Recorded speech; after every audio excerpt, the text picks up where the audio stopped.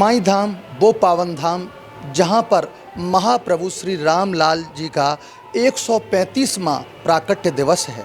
उस दिवस पर यहाँ पर सुबह से ही देश के कोने कोने से भक्तगण आ रहे हैं और यहाँ पर प्रसाद ग्रहण कर रहे हैं। आज यहाँ पर एतमादपुर विधायक डॉक्टर धर्मपाल सिंह यहाँ पर आए हुए हैं सब, तो उनसे बात करेंगे और दर्शकों को बताएंगे कि इस सिद्ध आश्रम पवित्र पावन भूमि जहाँ की रजबी बहुत पवित्र है, जिसके दर्शन मात्र से कल्याण हो जाता है, तो उसकी और जो क्या क्या ऐसी खास चीज़ें हैं, प्रभु जी के ऐसे क्या चमत्कार, प्रभु जी के शिष्य भी बैठे हुए हैं डॉक्टर दासलाल महाराज जी, उनसे भी बात करेंगे। सर आप यहाँ पर पवित्र दिवस पर मुझे बहुत अच्छा लगा। मैं पूज्य गुरु जी रामलाल महाराज जी के 135वें जन्मदिन के अवसर पर मैंने उनके चरणों में नमन किया, उस अवसर का मुझे बहुत अच्छा लगा और मुझे उम्मीद है आदरणीय गुरु जी हमारी एतमादपुर विधानसभा के हर गांव पर, हर निवासी पर उनकी कृपा बरसती रहे और हमारा क्षेत्र उन्नति के पथ पर अग्रसर होता रहे। जहाँ तक मैंने देखा है कि यहाँ पूरे देश से गुरु जी के अनुयायी आए और बड़े हर्ष और उल्लास के साथ आदरणीय गुरु जी का जन्मदिन मनाया।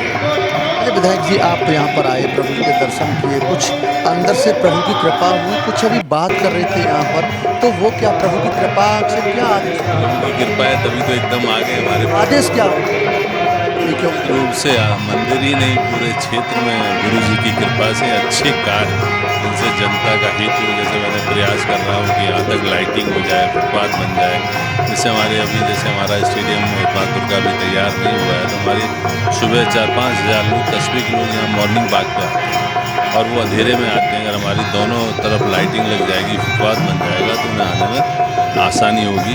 तो ये गुरु जी की कृपा है। गुरु जी की कृपा निश्चित रूप से मुझे इस एतमादपुर में और नई योजनाएं लाने का, नए विकास कराने की ताकत है। तो ये प्रभु के आदेश से ही सब कुछ हो रहा है, जो हमारे विधायक जी के हृदय में ऐसी चीज़ें जो कि यहाँ की दिख रही हैं। हमारे साथ सुबोध शर्मा जी, जो बहुत ही सेवा सुबह से लगे कई दिन से व्यवस्था लिखवा रहे हैं। पंडित थोड़ा सा बताएं।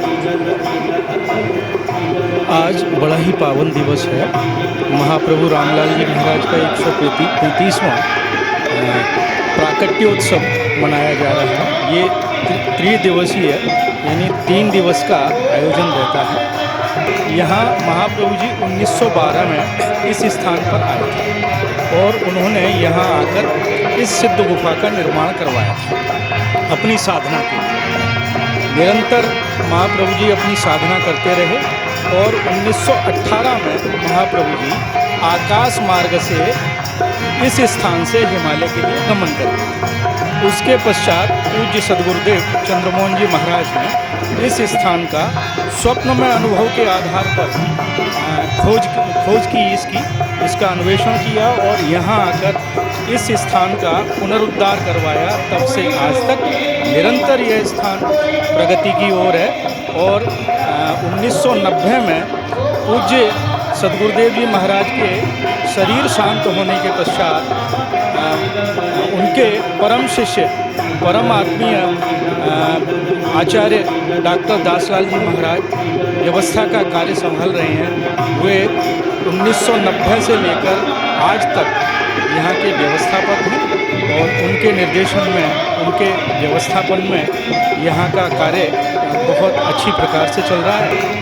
आश्रम निरंतर प्रगति की ओर है और बाकी मेरी पूज्य महाराज जी के आशीर्वाद से आश्रम के कार्यों में रुचि बनी रहती है, सेवा कार्य में लगा रहती है। सुबह से सेवा कार्य में लगे हो। यहाँ पर भक्त के कहाँ से बने? पूरे देश भर से, हिमाचल प्रदेश, गुजरात, बंगाल, मध्य प्रदेश, आपका झारखंड, बिहार, उत्तर प्रदेश के सभी हिस्सों से, उत्तराखंड से, देश भर के तमाम राज्यों से यहाँ भक्तगण पिछले 3 दिन से आ रहे हैं। और ये जो अभी जो कीर्तन आपके समक्ष चल रहा है, ये धनबाद का मंडल है।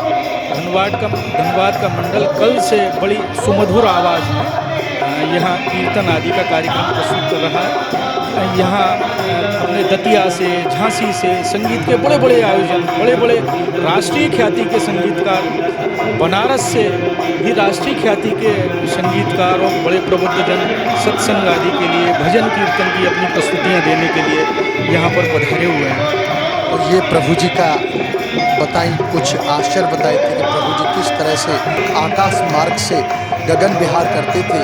और अब उन परम पूज्य आचार्य जी के, महाराज जी के दर्शन कराएंगे जो कि इस आश्रम की पूरी व्यवस्था को सुचारू रूप से चला रहे हैं और उनके दर्शन करने के लिए लोग पूरे देश से आ रहे हैं। महाराज जी आज प्रभु जी का 135वां जन्म दिवस है, तो क्या है? बहुत कुछ बातें तो कह ही दी, आप लोगों ने सुन ली है। तो ये उत्सव प्रतिवर्ष की भांति बड़े ही धूमधाम से मनाया जा रहा है। प्रभु जी विलक्षण योगी हुए हैं इस युग के, 20वीं शताब्दी के। उन जैसा कोई योगी नहीं हुआ इस युग में। 20वीं शताब्दी में उन जैसा कोई योगी नहीं हुआ। जो शास्त्रों में योग की जो महिमा, योग के जो चमत्कार केवल पढ़ने को मिलते थे, वो यहाँ के आसपास के लोगों ने, ग्रामीण लोगों ने या शिष्य वर्ग ने उसको अनुभव किया, देखा। योग में जो शक्ति है, हमारे ऋषि मुनियों के बारे में जो हम पढ़ते हैं शास्त्रों में, वो साक्षात लोगों ने देखा, हम लोगों ने देखा। हम उनके शिष्य वर्ग में, हम प्रभु जी की तीसरी पीढ़ी में आते हैं।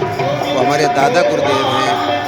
यहाँ तक कि ये देवरा बाबा जैसे योगी भी उनके शिष्य रहे हैं और हमारे उनके शिष्य गुरुदेव जी हमारे रहे हैं। और गुरुदेव बहुत ही ख्याति प्राप्त योगी हुए हैं और इन्होंने योग को जो है गवर्नमेंट के उसमें भी संस्था में, विद्यालयों में अंतर्राष्ट्रीय योग सम्मेलन में अध्यक्षता की और योग को सिलेबस में भी इन्हीं के समय से जोड़ा जा रहा है, जोड़ा गया था और आज भी वही परंपरा चल रही है। एक चीज़ और पूछूंगा, आप बहुत बड़े उत्सव हो, क्या आपने महाराज जी की कुछ ऐसे आश्चर्य कुछ हुए हो प्रभु जी की कृपा से, कुछ आपने अनुभूति किया? देखो, आश्चर्य ये ऐसा कोई देखने को, दिखाने की चीज़ नहीं होती। मन के जो तरंगे होती है ना, जैसे मान लिया सिद्धियाँ कहते हैं इसको, मानसिक सिद्धि कहते हैं। जैसे मन में कोई बात आ गई, वो हो गई, जो आने वाली बात है वो आपके पहले ही आ गई। तो ये सब मानसिक सिद्धियाँ होती हैं, ये प्रदर्शन करने की चीज़ें नहीं होती हैं। ये तो अनुभव और देखने की व्यावहारिक जीवन में चीज़ें मिलती हैं। तो क्या ऐसा नहीं कि भाई जो कोई आकाश में उड़ेगा वही चमत्कार आप मानोगे।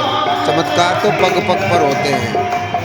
तो के लिए भक्तों के लिए यही कहते हैं कि सबको योग मार्ग पर आना चाहिए। गीता में भगवान ने कहा, अर्जुन तू योगी बन, योगी से बड़ा कोई नहीं होता। तपस्वी, ज्ञानी, कर्मयोगी ये सब नीचे नीचे हैं, ये स्वर्ग तक जा सकते हैं, मोक्ष तक नहीं जा सकते।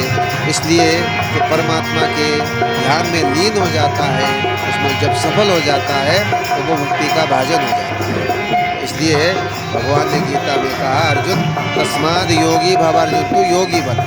तो ये हमारे गुरुदेव की आज्ञा देते थे। हमारा भी यही कहना है कि हर व्यक्ति को अपने जीवन में योग को अपनाना चाहिए, योग को अपने आत्मसात करना चाहिए, अपने जीवन में उतारना चाहिए, ताकि हमारा जो जीवन है वो दिव्य बन जाए, परमात्मा स्वरूप हम लोग बन सकते हैं। सारे शास्त्र ही कहते हैं, गीता कहते हैं, वेदांत कहता है परमात्मा के अंश हैं। लेकिन देखा जाए इस समय हम लोग तो बहुत दुर्गति में हैं। तो यदि हम योग का सहारा लें, इस प्रणाली का सहारा लें, इस विज्ञान का सहारा लें, तो निश्चित रूप से हम ऋषियों के पद तक जा सकते हैं, ऋषित्व को प्राप्त कर सकते हैं, मुक्ति को प्राप्त कर सकते हैं। बस मैं यही कहूँगा, सबको योग मार्ग को अपनाना चाहिए। तो ये प्रभु जी ने, महाराज जी ने बताया योग का महत्व, के योग को किस तरह अपनाना चाहिए, क्योंकि योग से ईश्वर का मिलने का रास्ता ही योग है। और ऐसा कहा जाता है कि इस आश्रम से, इस पावन भूमि से योग की शुरुआत हुई थी, जो आज बाबा रामदेव के यहाँ भी, अन्य जगह भी, जो कि यहाँ से ही प्रसारित हुआ था। जय प्रभु जी की। श्री शुद्ध गुफा समाई धाम में 135वां प्राकट्य दिवस मनाया जा रहा है। तो वहीं समाई धाम में यहाँ पर समाई सेवा समिति द्वारा फ्री चाय सेवा का भी आयोजन किया गया है। यहाँ पर मैं अपने कैमरामैन से कहूँगा, देखो दिखाएं किस तरीके से आज चाय वाली आ रही है। और समाई धाम में कई वर्षों से यहाँ पर समाई सेवा समिति द्वारा फ्री चाय वितरण की जाती है। और यहाँ पर जिस तरीके से चाय का उबाल, कैमरामैन से दूसरा आगे आए और दिखाएं किस तरीके से यहाँ पर चाय का उबाल किया जा रहा है। और यहाँ पर कितनी संख्या में लोग चाय के लिए बैठे हुए हैं और सिर्फ फ्री चाय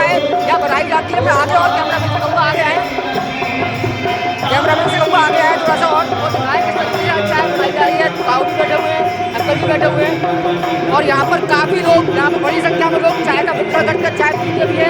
ये मुफ्त चाय दी जाती है, कई सालों से दी जा रही है। समाज सेवा समिति द्वारा ये चाय का वितरण किया जा रहा है और यहाँ पर 135वां प्राकट दिवस मनाया जाता है। मेरे साथ भाई साहब की उनसे पूछूंगा कि आप कई साल से यहाँ पर समाज सेवा समिति द्वारा चाय का वितरण कर रहे हैं, कैसा लग रहा है, आप कैसे लोगों को संतुष्ट करते हैं? मतलब ये है कि यहाँ पे जो भी भक्तजन आते हैं उन लोगों को शिकायत की कि हमारे को चाय बढ़िया नहीं मिलती।